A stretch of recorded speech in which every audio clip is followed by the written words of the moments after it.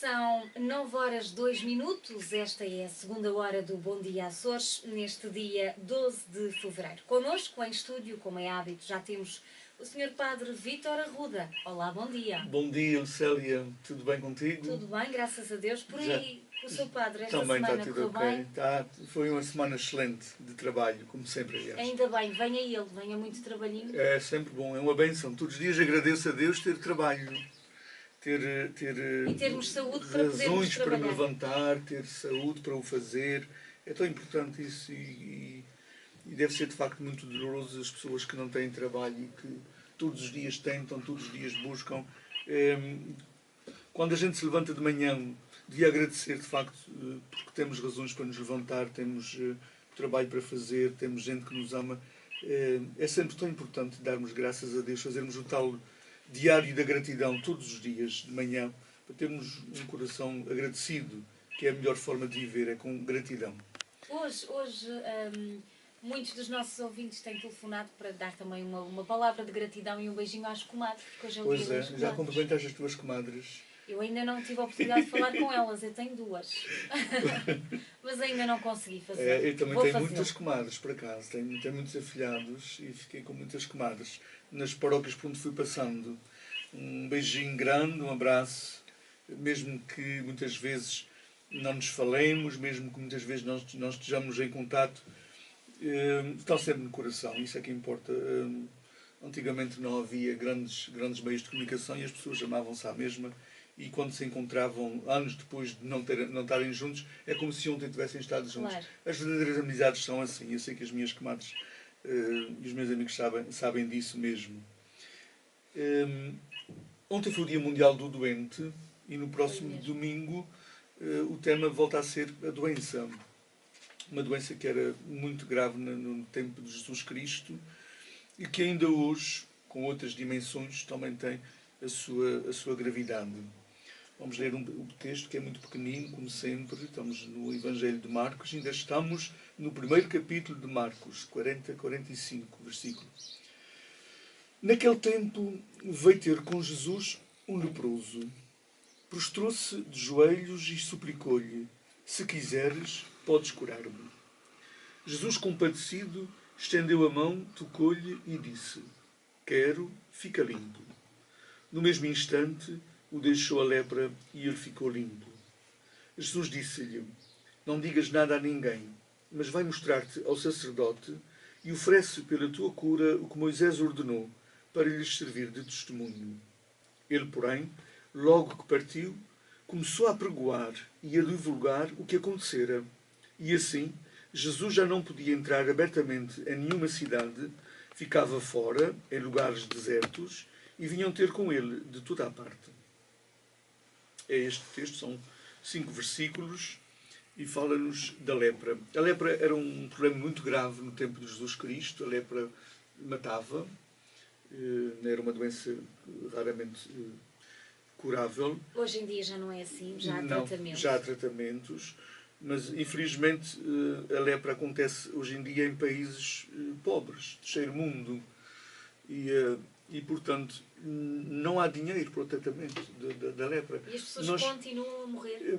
Se morre de lepra, por isso é que há o peditório, no último domingo de janeiro, há sempre o peditório para a luta contra a lepra. Porque a medicação é 25, 30 euros, dá para curar uma pessoa com 25, 30 euros, mas 25, 30 euros para nós não é nada, mas para países da África é muito dinheiro.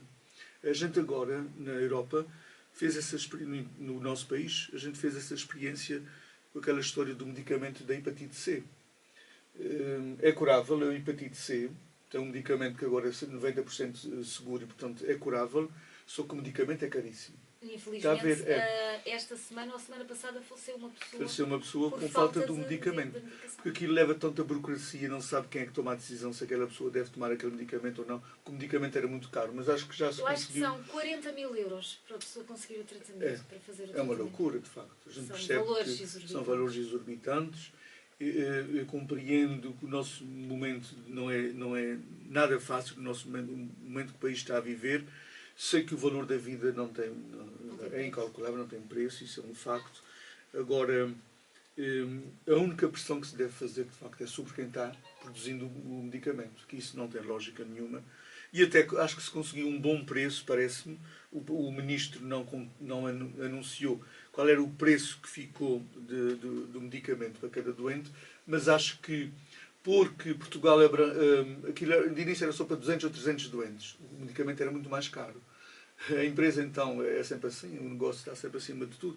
Se vocês abrirem a todos os doentes de hepatite C que têm no seu país, que são 15 mil ou 16 mil, a gente faz um preço muito mais razoável. E acho que foi o que aconteceu. Portanto, atinge muito mais gente, a empresa ganha a mesma, mas de facto é uma loucura haver empresas que não há ninguém que possa pressioná-las a baixar os preços. Quer dizer, quem é que manda nessa gente? Não há ninguém, está a ver.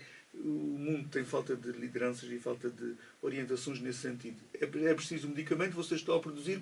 Se vocês não produzirem barato, a gente vai fazer o mesmo medicamento no outro lado mais barato. Portanto, devia haver essa facilidade. Os governos deviam ter essa possibilidade de fazer isso, unidos, mas não aconteceu. Com a lepra, hoje em dia, o medicamento é baratíssimo, só que é baratíssimo para nós, europeus. Para os países onde existe lepra realmente, ainda é caro, por isso é que há o peditório. No tempo de Jesus, então, não era assim. E a lepra era uma doença que já vem desde o tempo do Levítico. O Levítico é um dos livros do Pentateuco, dos primeiros 5 livros da Bíblia, e, portanto, já fala. Foi escrito de volta do século X, quer dizer que já havia lepra, portanto, é uma coisa que há milhares de anos já acontecia. E o Levítico tinha orientações muito claras, dizia: deverá morar à parte, fora do acampamento. A gente morava naquela altura ainda em acampamentos, a caminho da terra prometida, aquele que contrai a lepra. Portanto, é excluído da comunidade. Eram postos à parte, são desprezados. postos à parte, excluídos. E a exclusão era mais grave do que a lepra em si. O ser excluído. Este homem parece que não tem muita fé, porque diz a Jesus: se quiseres, podes curar-me. Mas a fé deste homem não é nesta frase, é na atitude que ele teve, a coragem que ele teve, porque eles viviam nas grutas distantes das comunidades. E quando algum leproso vinha à cidade, eventualmente para buscar comida ou coisa, tinha que ser anunciado: leproso, leproso, leproso, para as pessoas se esconderem em casa e coisa, para ele poder vir buscar comida. Então, este homem teve coragem de se aproximar de Jesus. Jesus normalmente estava rodeado com muita gente. Jesus estava nas cidades. E este homem aproximou-se. A sua atitude, a sua coragem, o facto daquele homem dizer: eu tenho que fazer alguma coisa por mim. Eu não posso viver mais neste isolamento, nesta solidão. Já é o princípio da cura. Já foi o princípio da cura. A gente começa a ver aqui o processo deste homem.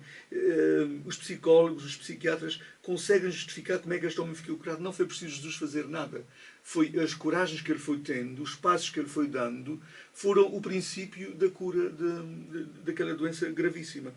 Ele aproximar-se da comunidade, ele aproximar-se de Jesus. Jesus tocar neste homem, são gestos, de facto, que naquela altura são revolucionários. Nós não esqueçamos que os judeus tinham uma concepção, ainda têm um pouco isso, tinham uma concepção de que a doença era resultado do pecado. Tu estás doente, é porque és uma pecadora. Estás doente, é porque és um pecador. Se tens uma doença muito grave, é porque és muito pecador. Muito pecador. Eles me põem no mesmo saco, inclusive, já falamos isso aqui quando foi na altura do Natal, põem no mesmo saco as mulheres estéreis. És estéril, foi um castigo de Nosso Senhor, porque tu és muito pecadora. És virgem, ninguém te quer, é porque és muito pecadora. Deves ter tido algum pecado, ou então os teus pais pecaram e tu estás a sofrer as consequências disso. Eles tinham muito essa tendência, os judeus. Mesmo que a pessoa eventualmente não mostrasse assim grandes pecados, não foste tu que pecaste, os teus pais pecaram por ti, estás a sofrer as consequências. Portanto, eles tinham essa mentalidade. Havia certas situações de doença e mesmo de situação da vida da pessoa que eles relacionavam com o pecado e, portanto, com o castigo de Deus. E Jesus, nesta história, quer, de facto, tirar isso da cabeça das pessoas. A doença não está relacionada com castigos nenhuns, nem com o pecado. Este homem não tinha que estar isolado por ser pecador. Eles isolavam-nos mais por serem pecadores do que por serem doentes. Isolavam-nos da comunidade, eles eram excluídos. Definitivamente, como a lepra não tinha cura, a maioria das vezes não tinha cura. Havia casos que tinha cura, mas não tinha cura. Então, esta gente nunca mais via a família. Eles eram excluídos. Nunca mais viam a família. Portanto, há aqui tanta ternura. Ontem celebramos o dia do doente. Há aqui tanta ternura, tanta proximidade de Jesus, tanta solidariedade, tanta inclusão. Jesus incluiu este homem. E isto foi a maior cura para ele. Foi Jesus incluí-lo. Por isso é que Jesus a seguir diz, vai mostrar-te ao sacerdote para que isso te sirva de testemunho. Porquê? Porque era o sacerdote naquela altura, os responsáveis pelo santuário ou pela sinagoga, que diziam, de facto ele está curado, pode voltar à comunidade. Este homem queria voltar para casa, queria voltar para a sua comunidade, portanto necessitava de fazer este percurso de ir ao sacerdote para de facto reconhecerem que ele estava curado, para voltar ao convívio da sua família, para voltar ao convívio dos seus. O Papa, na mensagem para o dia do doente, fala-nos da... Tive a oportunidade de ler é tão esta bonita. mensagem. Para a sabedoria do coração, fala-nos da sabedoria do coração para nos abrirmos ao sofrimento do irmão, para incluir as pessoas. A lepra não desapareceu. A lepra não desapareceu. Ainda um dia destes eu fui ao Facebook e tinha lá uma petição, já tinha 72 mil pessoas, para uma petição para entregar ao Papa Francisco para excluir da Igreja os homossexuais e os recasados. Quem ensina uma coisa destas não tem espelhos em casa. É uma coisa impressionante, pá. Sim. Todos nós temos as nossas lepras. Se nas igrejas, nas missas ao fim de semana, se começasse a dizer sai fulano porque é assim, sai fulana porque é isto, saiam, nem precisava apontar a dizer saiam aqueles que isto, saiam aqueles que fazem isto. Não ficava ninguém. Nem o padre ficava na igreja, nem o padre ficava. Nós temos todas as nossas lepras, vamos dizer assim. Nós temos todas as nossas mazelas, nós estamos em caminho, nós não somos perfeitos ainda. Como é que há pessoas que têm o atrevimento, conhecendo a índole do Papa, conhecendo que é um homem da proximidade, um homem da inclusão, como é que tem o descaramento de fazer uma petição para o Papa excluir gente da Igreja? Bem bom que o Papa tem discernimento e sabedoria de coração suficiente para nem fazer caso de uma coisa dessas, nem fazer caso. Mas se isso acontecesse há muitos anos atrás, em que as mentalidades eram diferentes, se calhar até isso aconteceria. Era bem possível que os Papas até aceitassem uma cena dessas. Mas isso há muitos anos. Pois, claro, não, os nossos Papas hoje em atuais. dia... Nós tivemos um século XX dos melhores Papas, de todos os 260 e tal Papas. Tivemos Papas com muito discernimento e Papas com muita abertura. E este senhor, então, é a súmula, é o melhor que podia ter acontecido. Não sei o que é que vai vir a seguir, mas as previsões não são as melhores. Mas, de qualquer maneira, não pode ser. Uma pessoa que faz isso, e eles dizem lá que são os para conservar a Igreja, para conservar a verdadeira Igreja de Jesus Cristo. Só se a Igreja não tem nada a ver com Jesus Cristo nem com o Evangelho, porque essa gente não leu o Evangelho. Não leu o que é que Jesus faz no Evangelho. Jesus mete-se na casa de Zaqueu, que era um ladrão, era um traidor da pátria, e ele meteu-se na casa dele. Jesus mete-se com Mateus, que era a mesma coisa, foi comer para a casa dele, que ele era cobrador de impostos, portanto era ladrão e traidor. Os cobradores de impostos naquela altura eram ladrões e traidores da pátria, porque trabalhavam para os romanos e não para os judeus. Portanto, Jesus aproxima-se da samaritana, Jesus deixa-se tocar pela mulher adúltera, pela outra que lhe lavou os pés e enxugou com os seus cabelos. Portanto, Jesus deixa-se tocar por essa gente toda, porque ele diz que é isso mesmo. Deus não tem problemas em se deixar contagiar por nós. Deus não se importa de se contagiar com as nossas lepras. Ele não se importa de nada disso. Ele deixou-se tocar por este homem e ele próprio tocou neste homem para dizer isso mesmo. Como é que é possível haver gente dentro da Igreja que se consideram de melhores, não olham para as suas lepras, com certeza, considerando-se melhores, considerando-se muito certinhos? Há pessoas na Igreja que acham que para ser certinho é ter o registro do cartório e tudo em dia. Eu sou casado pela Igreja Católica direitinho, com uma Santa Amada Igreja, sou crismado, sou batizado, faço a minha comunhão semanal, a minha missa semanal. Podem ser corruptos, podem ser adultos, podem ser pessoas mal com toda a gente, mas isso não importa para eles. Importa o cartório estar certo. Alguns podem não ter o cartório certinho, podem não ter o casamento como está no figurino da cabeça deles, o tipo de casamento que eles acham que deve ser o único casamento que existe, ou que tiveram infelicidade num casamento e agora são felizes noutro casamento. Eu não percebo o que é que essa gente que está assinando essa petição diria aos filhos de casais casados pela segunda vez. Então eu sou o quê? Os filhos vão dizer, eu sou o quê? Sou filho do pecado? Por amor de Deus, pá. Por respeito até a essas crianças e a esses filhos. Eu não percebo, eu não percebo. Há mentalidades. Há mentalidades que são absolutamente assustadoras. Tem falta de espelhos em casa. Para se olharem ao espelho. Se nós tivermos um espelho e a gente olhando ao espelho, a gente vai ver logo que todos temos mazelas. Cada um tem as suas. Pronto. Não, a mazela do outro não quer dizer que é maior do que a minha ou pior do que a minha. Cada um tem a sua. Tenho as minhas mazelas, todos nós temos as nossas mazelas. Mas por isso é que estamos em caminho. Por isso é que ainda precisamos da missa. Por isso é que ainda precisamos de Jesus. Por isso é que ainda precisamos de pedir perdão. Por isso é que ainda precisamos de nos aperfeiçoar. É por isso mesmo. Porque estamos em caminho. Ninguém é perfeito. Eu acho que a condição de sermos humanos diz isso mesmo. Somos humanos. Pois claro, a gente somos não. humanos em caminho de perfeição. Mas ainda não somos perfeitos. Não se pode de maneira nenhuma excluir ninguém. Muito menos em nome de Deus. Muito menos em nome de Deus. Isso então não pode ser. Em relação à doença, estamos na semana do doente, e este mês de fevereiro é tudo dedicado ao doente, é importante a gente pôr na cabeça das pessoas que as doenças não são dadas por Deus, os males não são dados por Deus. O autor que eu preparei para este fim de semana, para estas leituras, conta uma situação de um pai que deixou de dizer aquela parte do Pai Nosso, seja feita a vossa vontade, porque lhe tinha morrido um filho e ele achava que a morte do filho tinha sido a vontade de Deus. E ele nunca mais conseguiu dizer aquela parte do Pai Nosso que se diz, seja feita a vossa vontade na terra como no céu. Como é que se põe na cabeça de uma pessoa que Deus não quer a morte de ninguém, que Deus não quer a morte de um filho, não quer a morte de uma mãe, não quer a morte de um irmão, não quer a morte. Deus não quer a doença de ninguém. São contingências da vida, deste mundo. Este planeta também é imperfeito, é finito. Mas como é que se explica isso a um pai? Pois, mas essas ideias foram postas na cabeça desse pai. Porque há gente que não pensa isso de Deus. Eu nunca pensei que Deus me dava os males. Que eu fui educado, a minha história de vida ajudou-me também, dou graças a Deus por isso. Fui educado, a partir dos 12 anos, quando entrei nos seminários, fui educado a que de Deus só vem o bem. E se o mal continua a existir no mundo, é permitido por Deus, por respeito à liberdade com que criou as coisas, com que isto tudo tem, e é porque dali pode vir um bem maior ainda. Não há mal nenhum que seja permitido por Deus que não venha dele um bem maior. Portanto, as situações acontecem a todas as pessoas, podem acontecer a todas as pessoas. No tempo dos judeus, no tempo de Jesus, eles diziam isso.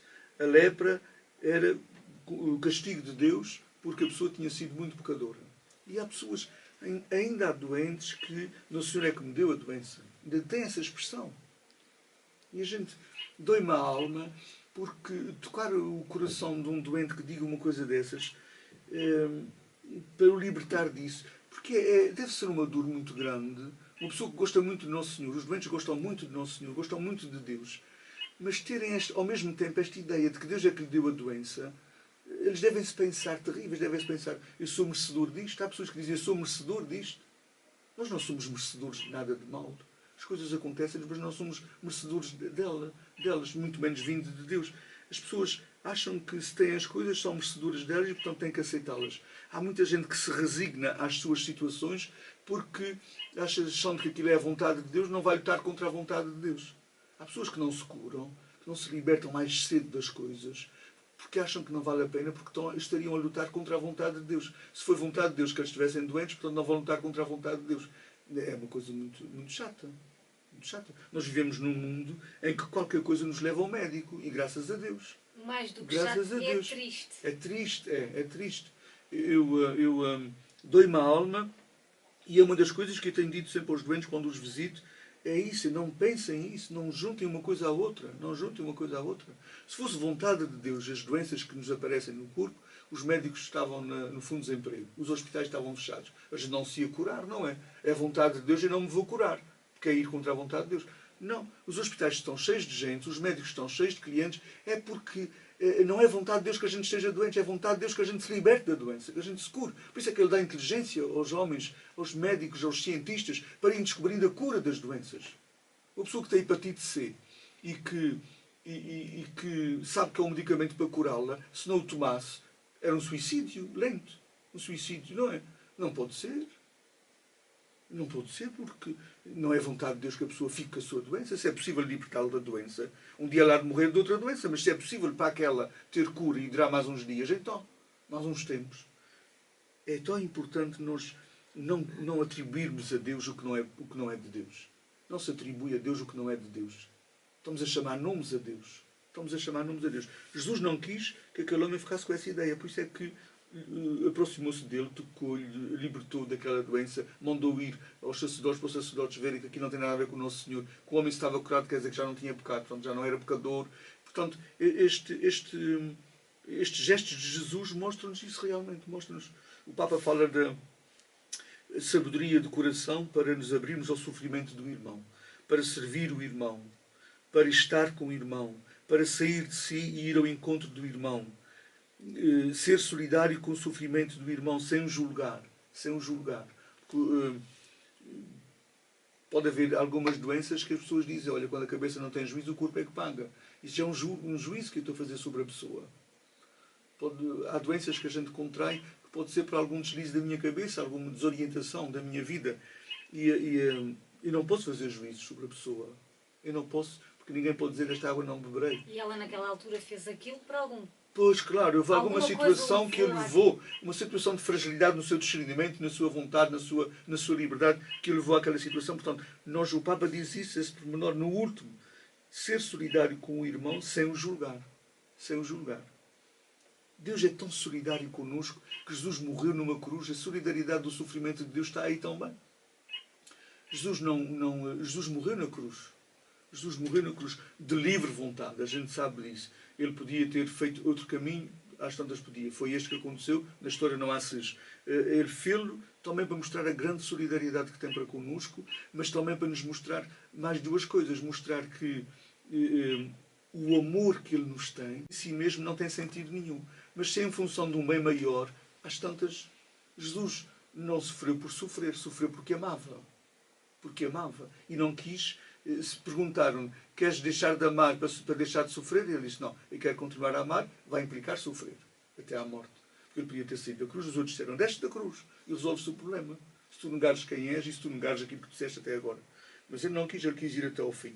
Portanto, nós estamos na Semana dos Doentes, é importante que nós não esqueçamos esses pensamentos do Papa, do estar, do sair, de nós ir ao encontro do irmão. Volto a insistir nessa ideia das pessoas que estão solitárias. A maior das lepras, a maior das doenças é a solidão. É a solidão. A solidão não cura e não ajuda a curar. Uma visita a alguém é, de facto, o princípio da cura. Nós ontem enviamos um beijinho para todos os doentes, mas também uma palavra amiga para aqueles que cuidam, que são cuidadores. E para aqueles que vão visitar, e para aqueles que as pessoas que estão sozinhas, que as vão ver, que fazem um bocadinho de companhia. Eu acho que essas pessoas são muito importantes na vida. Essas pessoas são Jesus. Essas pessoas são Jesus que vai ao encontro e que ajuda a curar. Há muita gente hoje, dá aqui também um exemplo de pessoas que cuidam de gente sem abrigo, pessoas que cuidam de gente que está na rua, que vive na rua. Há milhares e milhares de seres humanos que hoje em dia, no século XXI, têm o mesmo poder de curar que Jesus Cristo tinha. O que é que Jesus Cristo fazia? Não era médico, portanto ele não curou aquela lepra. E Jesus Cristo deu tanta importância àquela pessoa, é o reconhecimento. Toda a gente quer o reconhecimento. É uma das coisas mais preciosas do ser humano, ser reconhecido. Jesus reconheceu aquele homem, valorizou aquele homem, disse que ele era muito amado por Deus, disse que ele era muito importante, disse que o amava tão bem, e isso foi o princípio da cura. Há muita gente que sai da rua, há muitos sem-abrigo que refazem as suas vidas. As percentagens estão subindo daqueles que se refazem as suas vidas porque houve alguém que não desistiu deles. Que deu a mão. Não desistiu deles, não desistiu deles. Essa gente está a fazer hoje o mesmo que Jesus fez. O mesmo que Jesus fez. Fazem milagres. Essa gente faz milagres.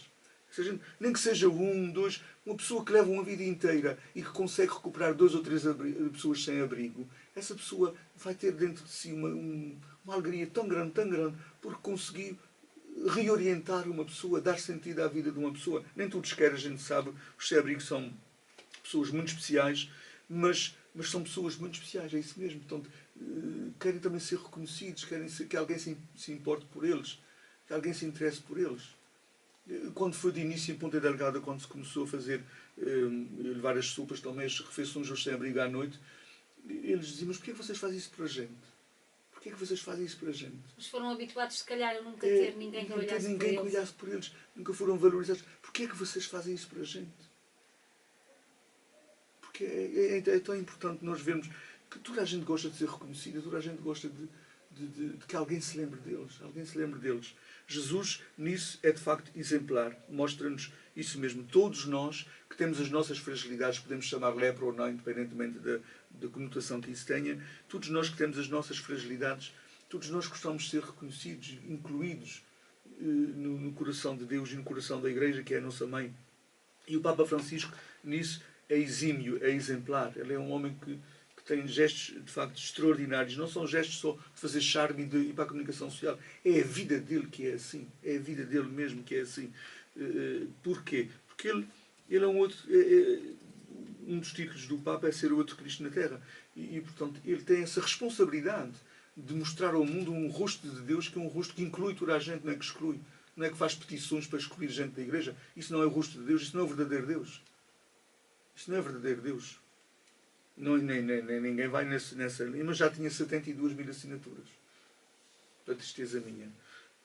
A tristeza nossa. A tristeza nossa, não é? Mesmo. Mas não vai dar nada, graças a Deus, não vai dar nada, porque temos um Papa que sabe seguir o Evangelho de Jesus Cristo e não só seguir os caprichos das cabeças de uma parte conservadora e doentiamente conservadora desta Igreja Católica. Há uma parte que é mesmo doentiamente conservadora nesta Igreja Católica, que acham que o Papa está a destruir a Igreja naquilo que ela tem de mais importante. O Papa está a trazer ao de cima o melhor que é a missão da Igreja, que é incluir todos. Incluir todos. Isso é que é a missão da Igreja. Muito bem. Vamos à nossa agenda. Vamos à agenda, é verdade, são praticamente 9h30. É isso mesmo. Nós estamos hoje na quinta-feira, temos a missa na Santa Casa da Misericórdia, às 17 horas.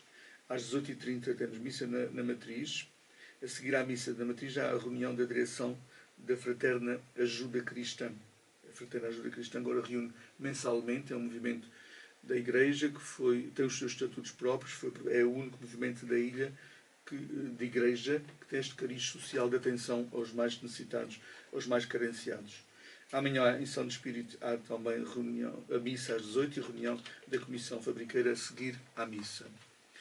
Recordo no fim de semana os horários da missa normal, sábado às 18 horas no aeroporto, domingo 10 horas Matriz e São Pedro, 11h15 Santa Bárbara, 11h30 Almagreira, 12h30 Santo Espírito. Na segunda e na terça-feiras não há missas, é carnaval, ninguém leva a mal. Na quarta-feira iniciamos a quaresma, já estamos na quaresma, quarta-feira, há missa em Santa Bárbara às 18 horas com cinzas.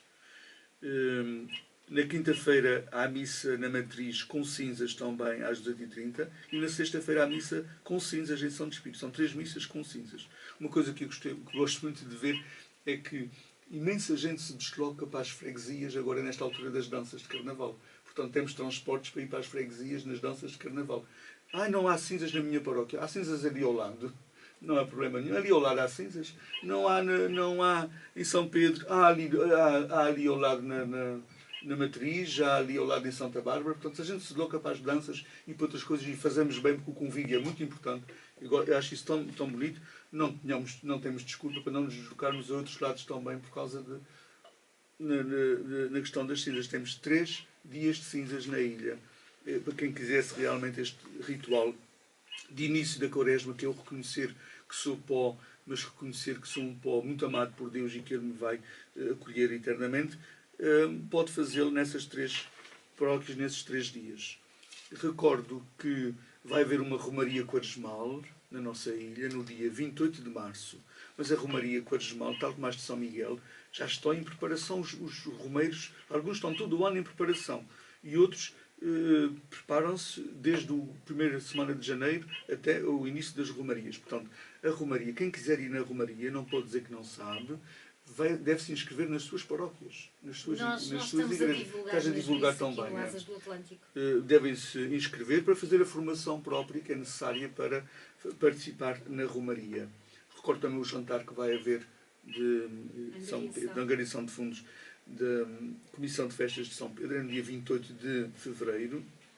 E recordo que ainda não sabemos os crismas quando é que vão acontecer na ilha, mas este ano, além dos crismas dos jovens que estão no 10º ano, em todas as paróquias, vai haver crismas também para adultos. Pessoas que tenham 18 anos já feitos, ou mais anos, não interessa a idade. Pessoa que não é crismada e que gostava de ser crismada, a partir dos 18 anos, que por alguma razão que não estamos a julgar, não fizeram a sua catequese normal ou não se crismaram na altura certa, que é aos 16 anos normalmente, não estamos a julgar, é pessoas a partir dos 18 anos. Vai haver uma formação própria de vários meses, não é um dia, não vou no último dia, não vou no primeiro só e depois vou crismar, não. É uma formação em que tem que participar em todas as reuniões. Quem quiser, em toda a ilha, se qualquer paróquia, deve inscrever-se a partir de agora até meados de março. As inscrições vão até meados de março, até 10, 11 de março. Deve inscrever-se nas igrejas, nas paróquias, na matriz às quintas-feiras, das 3 às 7, tem lá sempre alguém para atender, para inscreverem-se, para participarem nesta formação, para depois se crismarem, na altura que houver os crismas. Ainda não sabemos quando é que é, porque o Bispo tinha a agenda já, em termos de crismas, toda cheia até agosto. Portanto, os crismas, se não forem até agosto, vão de ser em setembro ou outubro, também mais mês, menos mês, não há problema nenhum, mas é necessária essa formação. Porque os jovens que estão nas catequeses no seu ritmo normal, é uma questão de justiça também. Os outros vão um dia e crismam-se. Não. São 20 reuniões, têm que participar nas 20 reuniões, que são divididas por vários meses, para poderem se crismar depois. As coisas da igreja têm que ser com responsabilidade e com seriedade. Quem estiver interessado, então, deve se inscrever durante as próximas semanas. Um bom dia para todos e para todas, um bom dia de comadres. Aproveitem sempre estes dias para conviverem, para estarem juntos, porque isso é o melhor que a vida nos tem. É a gente estar com alguém, que é alguém que gosta e com quem gosta de estar. Isso é importante. Ainda hoje vimos essa questão da solidão. A solidão é um mal que devemos evitar a todo o custo. Estejamos com as pessoas que gostamos, que é um dom e é uma graça. Um bom dia para todos. Obrigada, Sr. Padre. Um bom dia.